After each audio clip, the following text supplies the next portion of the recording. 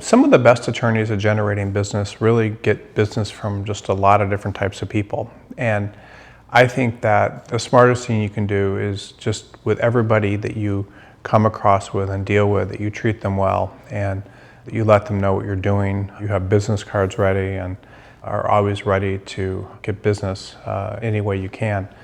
I knew an attorney at a major law firm that brought in, I believe it was Sears, which obviously is bankrupt now, but at one point in time that was a huge client. And they were able to bring that client in just through some sort of informal meeting with someone that they knew, like a vendor, like I don't know if it was a dry cleaner or something like that, referred them to someone that they knew. I've gotten referrals as a recruiter from people that I just never would have expected. Like I got a referral for an attorney with a $6 million book of business from a woman that runs a small bookstore in Santa Monica, California. And I thought that was completely strange. Like, why would you expect, when she gave me the referral on this person to talk to, I didn't think it was going to be anything important. I just kind of called the person to be nice and realized I couldn't believe who this person I was talking to. So you have to remember that clients know all sorts of people. So when you're relating to your peers, your subordinates, relatives, vendors, other people, they can be a real help to you. So an example might be a dry cleaner or someone that takes your card when you go into a fitness facility, and all these people like know other people and they can refer major clients to you. And they like referring people to you because it makes them feel powerful and good about themselves to refer people when they hear about things. People that you work with can be a good source of referrals, and could be even someone that you went to law school with that's another firm. I once got a referral for a trademark litigation case from an attorney at another firm that couldn't do it. Attorneys get referrals from attorneys in other firms all the time. Subordinates, people that have worked for you in the past, can give referrals. So partners in law firms always get referrals from associates that may have worked with them. Relatives can give you referrals. People get referrals from relatives all the time. Former employers can give you referrals, and even superiors can give you referrals.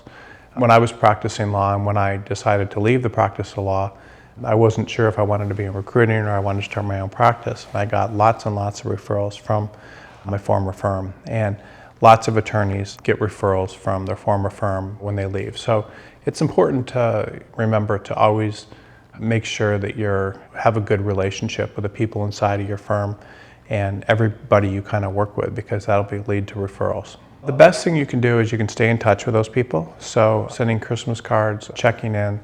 The best attorneys and the best politicians, everyone they meet, Bill Clinton was famous for this. They remember their name, they contact them, they check in with them on an ongoing basis, and they make that very important. So staying in touch means a lot. Birthday cards, people like birthday cards, people like calls on their birthday, they like emails, they like, in this day and age, they like Facebook likes, they like people commenting if they do a LinkedIn post and saying nice things. So just being connected to people and letting them know you're there, that means a lot because people want to feel acknowledged. You always want to remember to be nice too. So the nicer you are to people, the better. Whatever you can do to not rub people the wrong way. People want to refer business to people that they like. You're top of mind with someone because you've been contacting them on their birthday and through various things. Sometimes people will send them an article. But when you're top of mind, people think of you. They'll think of you when a matter comes up.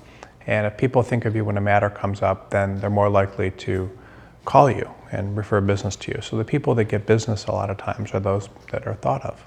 It's important to talk about your work because you want to be seen as an expert. So you don't just want to be seen as someone that does the work. You want to be seen as someone who's enthusiastic about the work. And people that talk about the work that they do are the ones that are most likely to get referrals. If you talk about your work and your victories and things that have gone well or transactions you've done well, then people will remember that because very few attorneys do that. And then they will refer people to you. Talking about your work also can mean writing articles about a subject matter, a different type of thing, certain type of thing you've worked on. Because if you write articles and talk about a certain type of work you've done, then people are more likely to find that when they're searching for an expert, refer business to you. You just need to be very enthusiastic about what you do for everyone you encounter. You want to talk about the fact that you're an attorney. A lot of attorneys, especially from large law firms, will appear kind of beaten down and not enthusiastic, and their head down and that sort of thing. But you want to have your head up, and you want to be talking about what you do, and that's more likely to get you referrals. It's important to set a good example, because when an attorney is out in the community and being seen, someone wants to think that this is the kind of person I want representing me. So a good attorney also needs to look almost better than the people that they're representing. So they need to look like they are going to look out for the best interest, that you're moral and not completely just out for your own interest, that you're honest, and that you can be trusted. It's also really important for attorneys to set a good example. Yes, it is very important for you to be interested in others' legal issues, because people want to be represented by people that care about their legal issues and that care about the matters that they're working on. If you're interested, then people will seek you out if you seem like you're interested. You need to develop the mindset where you're interested in others and you're interested in their legal issues and solving their problems, and not just interested in yourself. So the more you seek out people and act like you're interested in their issues, the better off you're going to be. When an attorney is talking to a potential client or a client, the attorney will, in a lot of cases, believe that they already know the answer to the problem. And one of the things that a client wants to do is a client wants to be heard. And so part of what you're doing is allowing others to talk about their issue, and then you want to do what's called reflective listening. And reflective listening means telling them what they said and basically letting them know that you understood.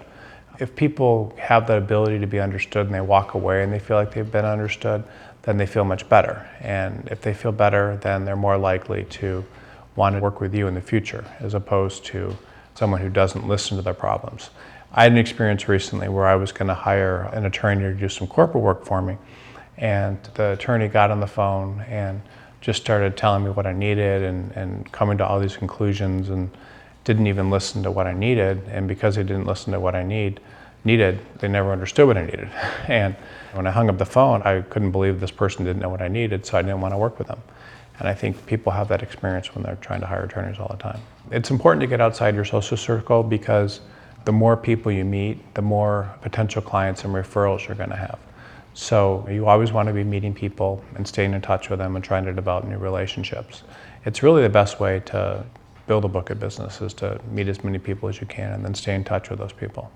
One of the most important things, attorneys like to go to a lot of bar functions and network with other attorneys, and that can lead to things, but a lot of times it doesn't. It's important to go to events where you're going to stand out as an attorney, and not events where there's lots of attorneys. If you're at an event with professionals, like if you're an attorney and you go to an event with construction people or people that are contractors, maybe they'll have litigation to refer to you. So in different industries and so forth. So going to events, parties, conferences, trade shows, seminars, festivals, other things can be important. You should always talk to other people about what you do whenever you're going out in public, movies, wherever. The best thing an attorney can do to become better at marketing is to find a niche where they're not competing with a lot of other attorneys. And so what that would mean is, if you do one type of corporate transaction, to really get out there and talk about the fact that you do that type of corporate transaction, that can be very helpful to you, because no one else is going to be doing that in a lot of cases. And so that's very, very effective for marketing. Anything you can do that's in a niche where there's not a lot of people doing it, and if you can put it on your biography and you can write about it and be known for it, that's very helpful. I recommend studying marketing, buying books about marketing, buying books about branding. You should start looking into marketing content and different things that interest you. There's different types of marketing. If you're a solo practitioner, or a small law firm, you need to learn about internet marketing. If you are working in a large law firm, you should learn about marketing and how to market to people in different ways. I've talked about niche marketing, but if you become a marketer, marketers read about marketing. They like marketing, so you should read as much as you can about marketing. I think one of the biggest mistakes that people make when they're marketing is they try one thing, and if that thing doesn't work, then they give up and decide that marketing doesn't work. You always need to be prospecting. If you're not prospecting as a marketer, you're not going to succeed. So the best marketers are putting a certain percentage of their time, whether it's 10 or 20 or 30% of their time, into marketing. And then the rest of their time they're using to service their clients and so forth. But nothing's more important than marketing, because if you don't have clients to service, then all your business and work that you're going to have to do goes away. And having business is power.